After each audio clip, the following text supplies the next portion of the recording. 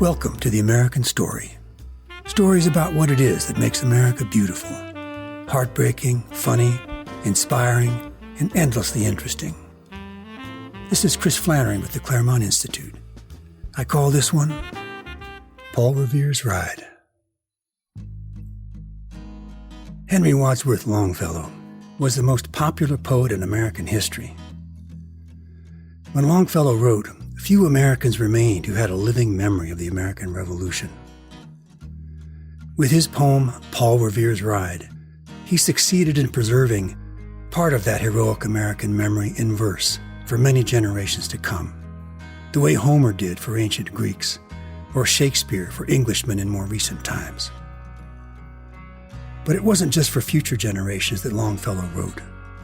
His own generation faced the coming of the country's great crisis, the Civil War. All his readers would have heard in this poem the appeal to the courage and spirit of the Revolution, which America always calls on when a crisis comes. Millions of Americans still know lines of the poem by heart. It does us good to know them. Let us pass them on to our children and grandchildren. Here is Paul Revere's Ride. Listen, my children, and you shall hear of the midnight ride of Paul Revere on the 18th of April in 75. Hardly a man is now alive who remembers that famous day and year. He said to his friend, "If the British march by land or sea from the town tonight, hang a lantern aloft in the belfry arch of the North Church tower as a signal light, one if by land and two if by sea. And I on the opposite shore will be ready to ride and spread the alarm through every Middlesex village and farm for the country folk to be up and to arm."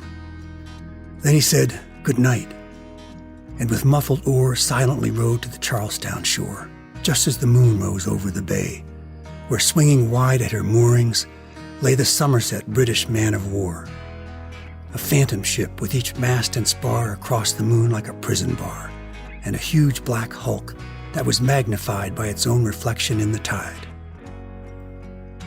Meanwhile his friend through alley and street wanders and watches with eager ears, till in the silence around him he hears the muster of men at the barrack door, the sound of arms and the tramp of feet, and the measured tread of the grenadiers marching down to their boats on the shore.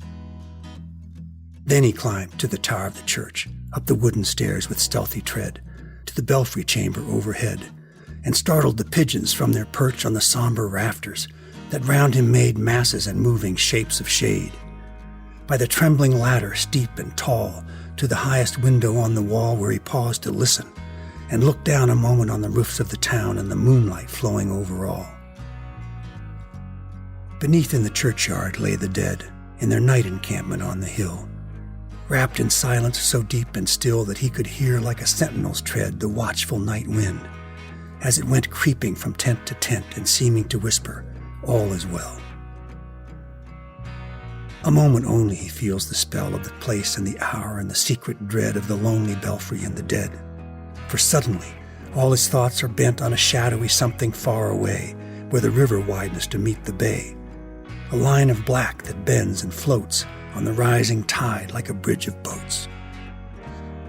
Meanwhile, impatient to mount and ride, booted and spurred with a heavy stride, on the opposite shore walked Paul Revere.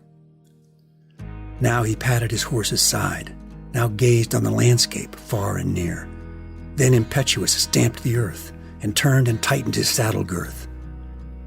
But mostly he watched with eager search the belfry tower of the old North Church, as it rose above the graves on the hill, lonely and spectral and somber and still. And lo, as he looks on the belfry's height, a glimmer and then a gleam of light. He springs to the saddle, the bridle he turns, but lingers and gazes, till full on his sight a second lamp in the belfry burns. A hurry of hoofs in a village street, a shape in the moonlight, a bulk in the dark, and beneath from the pebbles in passing, a spark struck out by a steed that flies fearless and fleet. That was all. And yet through the gloom and the light, the fate of a nation was riding that night, and the spark struck out by that steed in his flight kindled the land into flame with its heat. He has left the village and mounted the steep, and beneath him, tranquil and broad and deep, is the mystic, meeting the ocean tides. And under the alders that skirt its edge, now soft on the sand, now loud on the ledge, is heard the tramp of his steed as he rides.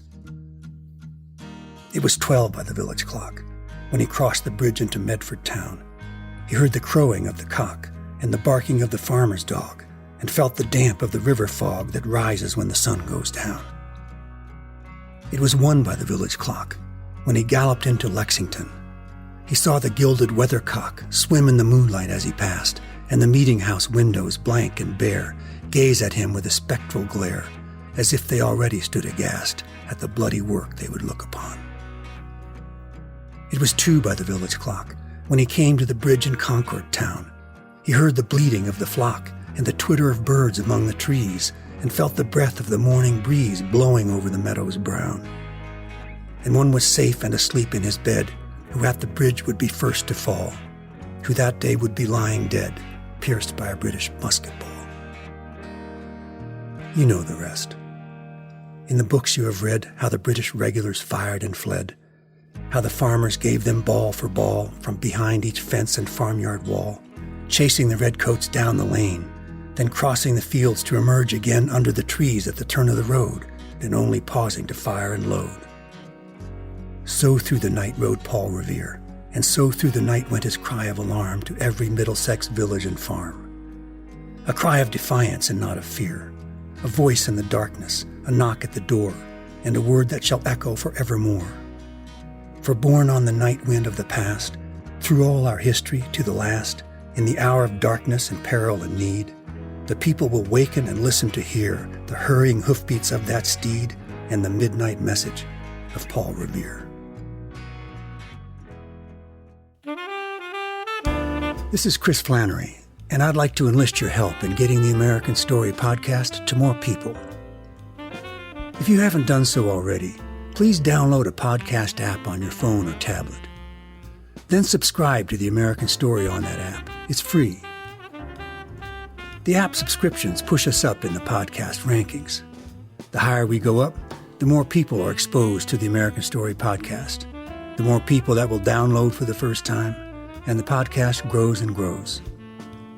And we have been growing, so I want to say a big thank you to all of our subscribers. This is Chris Flannery with the Claremont Institute. Thanks for being part of the American Story.